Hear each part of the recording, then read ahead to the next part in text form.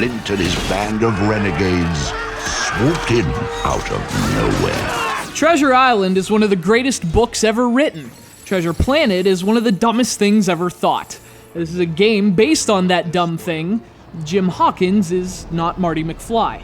Robert Louis Stevenson is not Robert Zemeckis. At this point, I'm just stating random facts. That fell apart pretty quickly, which I imagine is what would happen to Robert Louis Stevenson's sanity had he lived to see this bullshit. He would have been committed to a mental institution. He would have had a lot of time on his hands. He would have written a psychotic biography with a sci-fi horror twist, which in turn would have been turned into another bullshit video game. Well, that's irony. Irony from the future. It's Treasure Planet for the PlayStation 2.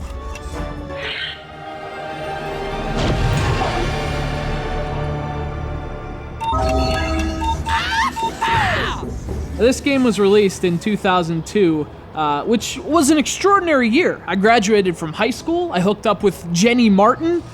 We discovered the planet Quaor. Really, 2002 was a turning point for humankind and the universe as a whole. Or it would have been.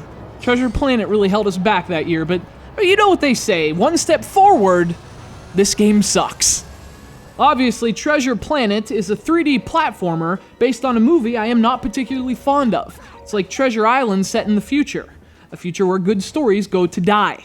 You control Jim Hawkins on a painfully awkward platforming quest through painfully awkward 3D environments, and surprise, surprise, you collect stuff. 10 green things, 100 doubloons, 7 red crates. I am so glad this era of the faux platforming is over. Rare did a lot of good things in the 90s, but this collect-a-thon game design, it's the stain they left on the underwear of the gaming industry. A lingering reminder that even when you feast like a king, you will invariably leave behind a dookie. The controls are adequate, but sadly that doesn't mean anything when the rest of the game's so clunky. The camera's so tight that fluid platforming's just about impossible, even if the mechanics were good, which they're not. You run around and collect things, which is only enjoyable when your objectives are interesting and the controls are... I mean, you know what? Forget it. You get the idea. The game isn't very good. These race levels literally gave me a headache. That's a physical toll, mind you. Treasure Planet got a lot of bad reviews when it released, and playing it now is even worse. In fact, it's almost like a deliberately bad parody of all the bad 3D platformers in the post-Banjo era.